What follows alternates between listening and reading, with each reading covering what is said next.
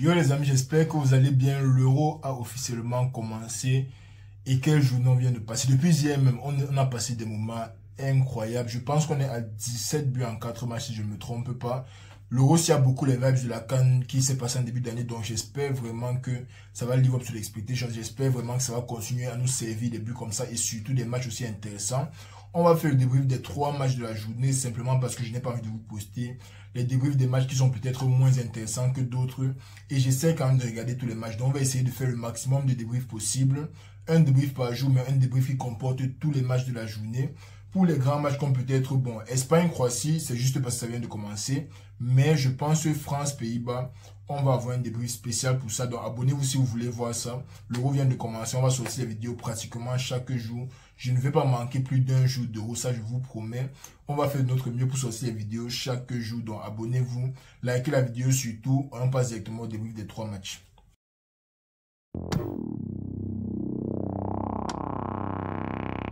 Bon, l'Euro a commencé hier. On va d'abord parler du match d'hier parce que je n'ai pas fait de vidéo. L'Euro a commencé hier 5-1 pour l'Allemagne face à l'Écosse. Honnêtement, je ne m'attendais pas à beaucoup venant de l'Écosse. C'est vrai que je ne m'attendais pas non plus à ce qu'ils prennent 5-1 contre l'Allemagne. Mais l'Allemagne de Nagelsmann est vraiment dangereuse. Quand tu vois le positionnement de Toni Kroos depuis qu'il est revenu, depuis qu'il a annoncé la fin de sa carrière, là, c'est comme si le gars là joue. Je ne sais pas si c'est qu'on remarque seulement ça maintenant, mais c'est comme s'il a encore step up son niveau de jeu. C'est simplement magnifique. Toni Kroos qui était là comme le pizzaïolo, il était là comme un distributeur de codes, comme un coup d'œil, il mettait souvent les codes ici à gauche, à droite, à gauche, à droite. C'était magnifique à voir. Tu as vu ces Moussiala, mais qui te sortent une masterclass l'un comme l'autre. Moussiala toujours dans les déplacements, petite percussion ici, il dribble à gauche, il dribble à droite, il essaie de faire avancer le ballon, même quand il était en 1 contre 2, il s'en sortait. Vite, pareil, toujours dans les bons espaces pour recevoir le ballon, toujours avec les bonnes passes, la justesse technique vraiment niveau Allemagne est très bonne. Avec la justesse technique de cette équipe-là, les gars savent où leur coéquipier se trouve, ils savent quoi faire avec le ballon, ils ne perdent pas beaucoup de ballons et ils réussissent à se créer des occasions. C'est ce que je demande à une équipe de football, de bien défendre, mais quand vous avez le ballon, savoir toujours là où vos coéquipiers sont, ne pas perdre le ballon, faire bien coulisser le ballon, faire de bons appels et vous trouver dans la surface. C'est exactement ce que l'Allemagne a fait. Je ne vais pas parler plus du match là parce qu'on a d'autres matchs à regarder. Mais honnêtement, l'Allemagne qui nous commence l'Euro, c'est très fort. Et jusqu'ici, en tout cas, c'est l'équipe qui fait le plus peur. Jusqu'ici, l'équipe d'Allemagne, a l'air d'être l'équipe la plus équilibrée offensivement comme défensivement. Ils ont les champions d'Europe, champions d'Allemagne, champions de tout, à tous les niveaux. Et en plus de ça, quand tu vois la construction du jeu, tu sens vraiment qu'il y a un petit quelque chose. Et tu sens vraiment que Toni Kroos a manqué dans les derniers tournois parce que vraiment l'Allemagne qu'on a vu aujourd'hui, comparé à la Coupe du Monde de 2022 qu'on a regardé, c'est une Allemagne complètement différente. Et on va faire les pronos à partir des 8e de finale. Ce sont les 8e de finale, non, oui. On va faire les pronos à partir des 8e de finale. Donc, on va voir l'Allemagne probablement en 8e de finale. Bon, pour les matchs d'aujourd'hui, le deuxième match du groupe A déjà, il y avait Hongrie face à la Suisse. La Suisse qui l'a emporté 3-1. On va regarder les formations vite fait. Bon, rien de très surprenant ici. Peut-être le manque de Breel Mbolo côté suisse qui m'a un peu fait, bon, me poser des questions. Mais sinon, à part ça, c'est du classique. Bon, on s'y attendait. J'ai regardé Eurotour de Willow avant de commencer la compétition, si pour être sûr que je sais à quoi m'attendre venant de toutes les équipes et tout. Donc, dans les deux équipes, si, ça va. Maintenant, dans la physionomie du match, l'équipe d'Hongrie qu'on a vue durant les qualifications, c'était une équipe complètement différente que de l'équipe qui est venue aujourd'hui. L'équipe qui est venue aujourd'hui, je ne sais pas s'ils n'étaient pas encore tuned in pour la compétition, mais ils avaient l'air d'être un peu fébriles. La première mi-temps, ils n'ont littéralement rien foutu. La Suisse qui se baladait au stade. Tu avais un Xhaka qui était seulement là comme, je ne sais même pas. Si on est dans les Game of Thrones, c'est lui le patin qui est sur le trône. Il vous regarde seulement en train de jouer parce que Xhaka nous a sorti mais un match exceptionnel. Je pense qu'il a eu le plus de touches de balle, peut-être 98 touches de balle ou un truc comme ça. Je n'ai même pas les chiffres exacts en tête. Mais Xhaka qui nous a sorti vraiment un match exceptionnel. La Suisse qui a ouvert le score très vite et qui a empilé la pression. Honnêtement, l'équipe d'Hongrie sur la première mi-temps de ce match, inexistante. Je comptais même sur Dominique Szoboszlai pour essayer de changer un peu les choses, mais lui-même, disons même sur toute la longueur du match, Dominique Szoboszlai, je regardais le match, je crois, sur ITV et le commentateur a fait un commentaire qui m'a fait rire. Il a dit que Dominique Szoboszlai, c'est pratiquement les special teams. Pour ceux qui ne savent pas, les special teams dans le football américain, ils sont uniquement là pour les coups de pied arrêtés. Dès que le ballon est arrêté, ce sont les special teams. Si vous regardez le football américain, vous allez voir les special teams. Et c'était littéralement Dominique Szoboszlai sur le match d'aujourd'hui. Il n'a rien foutu de pertinent. Il n'était pas très intéressant dans le jeu. C'est quand même lui qui a eu la passe D pour la Hongrie quand même. La passe D pour Varga, qui a une magnifique tête de Varga, vraiment comme un buteur. Mais à part ça, je pense quand même que la Hongrie peut être déçue de leur entrée dans le tournoi. Ils n'ont pas été au niveau des expectations et encore moins des expectations des gens de leur pays, pardon. Donc, la Suisse qui fait un très bon match. On a aussi eu à voir Breel Embolo quand même pendant un bref moment. Il est entré, il a eu son but. Ça m'a fait plaisir. Je pense que c'était un piqué. Ça m'a fait plaisir. On sait tous qu'Embolo est camerounais, mais bon, le passeport est suisse, donc on va lui dire quoi. Mais bon, bref, la Suisse qui rentre très bien dans son tournoi, vraiment. J'ai hâte de voir comment le groupe A va se terminer parce que tu as l'Écosse qui n'est pas forcément faible, mais tu as l'Allemagne qui va rouler sur tout le monde. De l'autre côté, tu as l'Écosse qui est peut-être l'équipe la plus faible, mais qui peut peut-être poser des problèmes à une opposition du même niveau pratiquement. Donc, Écosse-Hongrie, Écosse-Suisse. Bon, je ne pense pas quand même que l'Écosse va gagner les matchs là, mais je pense que ça c'était le decider du groupe A parce que là, la Hongrie perd face à la Suisse. Ils vont partir jouer contre l'Allemagne, ils ne vont probablement pas gagner. Ils vont partir jouer contre l'Écosse. Ils vont probablement gagner contre l'Écosse. Maintenant, pour se qualifier peut-être en tant que meilleur troisième, c'est la différence sur le but particulier qu'on voit. Si tu as une bonne différence de but, si tu fais peut-être un bon score contre l'Écosse, ça peut peut-être rattraper la défaite contre la Suisse et la probable défaite contre l'Allemagne. On ne sait pas encore ce qui va se passer contre l'Allemagne. Donc, on attend voir, mais pour l'instant, la Hongrie qui débute très très mal sa compétition.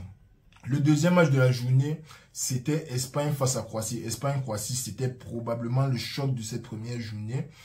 On va regarder les formations encore une fois. Bon, rien d'impressionnant vraiment avec Carval, Nacho.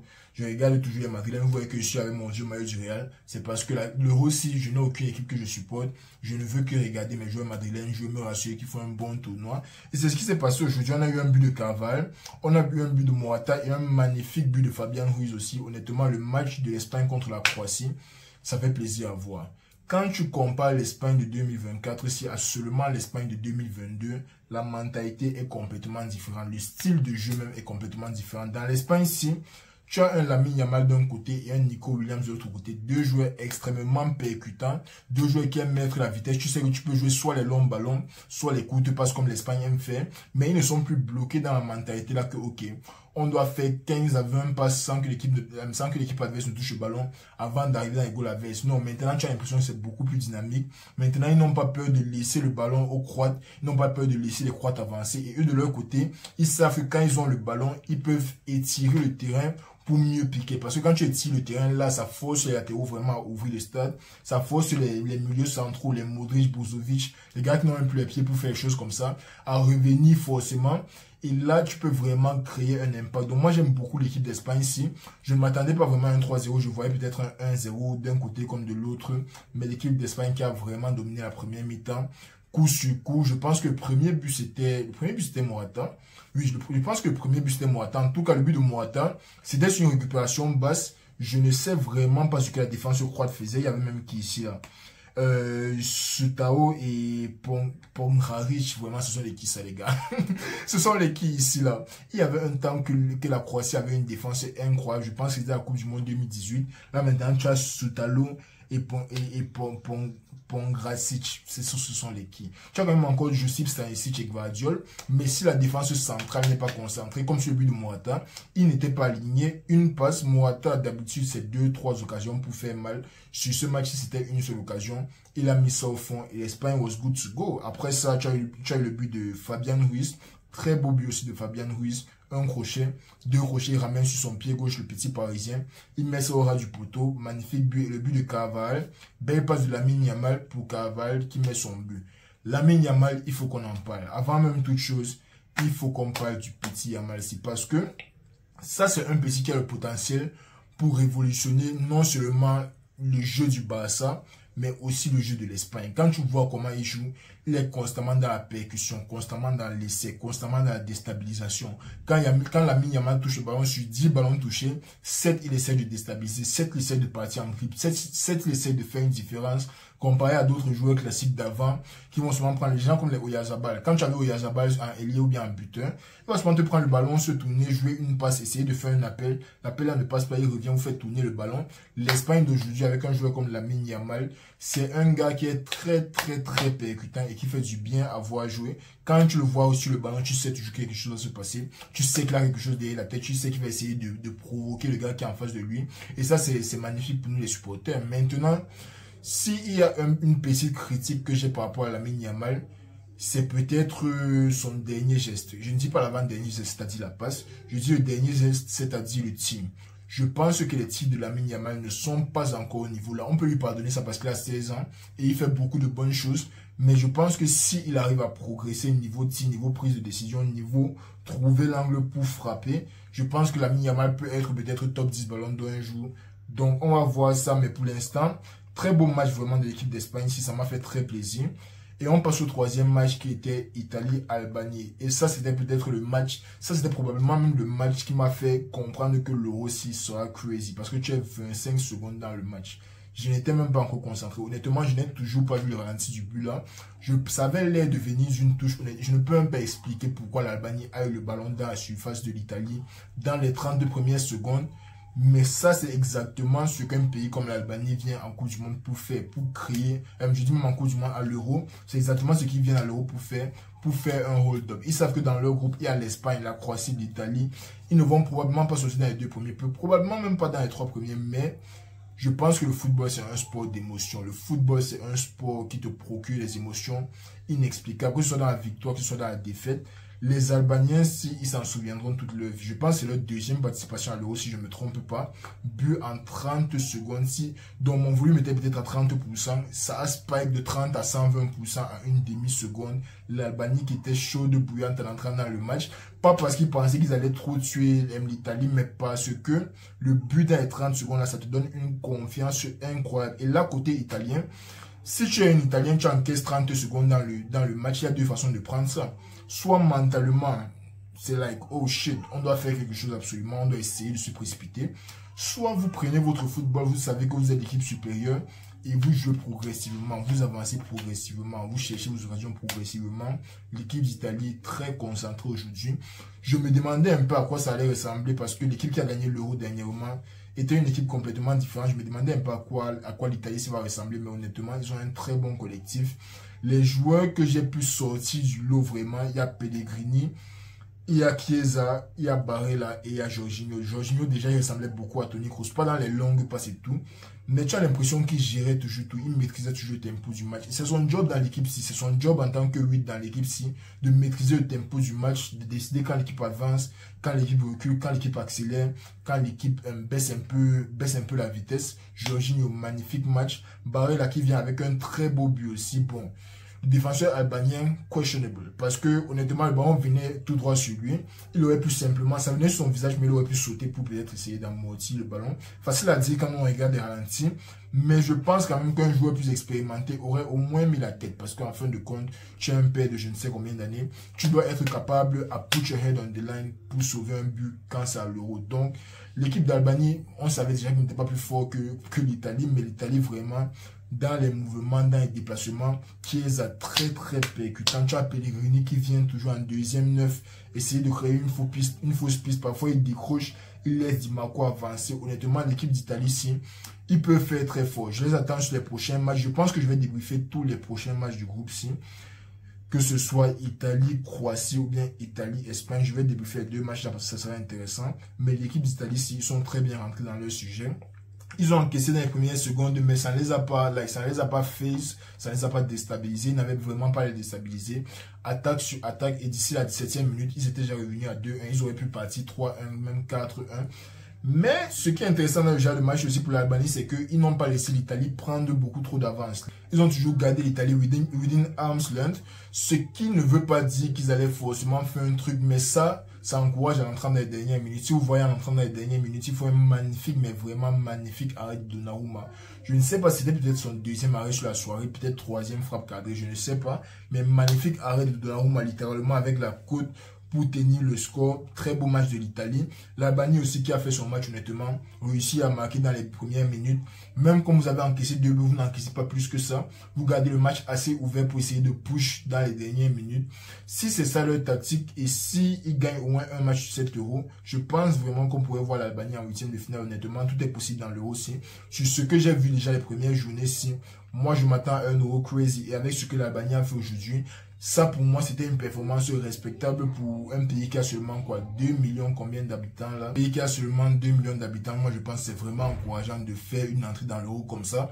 Ils ne vont probablement pas se qualifier, mais comme j'ai dit, le football c'est une histoire d'émotion, c'est une histoire de memories. Et je pense que les Albaniens en rentrant de l'Allemagne, ils auront de très beaux memories. Mais bon, c'était tout pour les matchs d'aujourd'hui. On va essayer de se projeter un tout petit peu sur les matchs de ce soir si vous voyez la vidéo demain, parce que je vais poster ça très tôt le matin demain.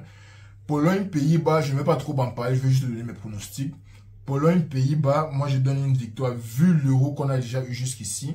Je donne une victoire probablement 3-1 pour les Pays-Bas. La Pologne aura ses occasions, mais je ne pense pas qu'ils vont réussir à concrétiser beaucoup. Donc moi je donne quand même la victoire pour les Pays-Bas 3-1. On a Slovénie-Danemark. Alors ça, c'est un match un peu plus compliqué. Je m'attends pas à ce que la Slovénie fasse des folies. Et on sait tous que le Danemark à l'Euro, c'est une autre affaire. C'est un peu le Danemark, les matchs de chaque jour là. Donc je donne quand même la victoire 1-0 pour le Danemark. Parce qu'il y a quand même Jan Oblak de l'autre côté. Il ne fait pas la meilleure des saisons. Mais les joueurs comme ça, quand ils arrivent en sélection, c'est souvent là qu'ils pull up plus que d'habitude. Et moi, je pense que Jan Oblak a beaucoup le potentiel pour pull up dans cet Euro. Malheureusement, leur groupe ne leur est pas favorable. Donc, moi, je donne vraiment la victoire 1-0 pour le Danemark et Angleterre, Serbie. Ça sera le Netflix de la soirée. Je m'attends à une grosse victoire de l'Angleterre. Je vais me mouiller très très fort ici et donner la victoire 4-0 pour l'Angleterre. Parce que l'Euro a bien commencé. L'Allemagne a mis 5, l'Espagne a mis 3, la Suisse a mis 3.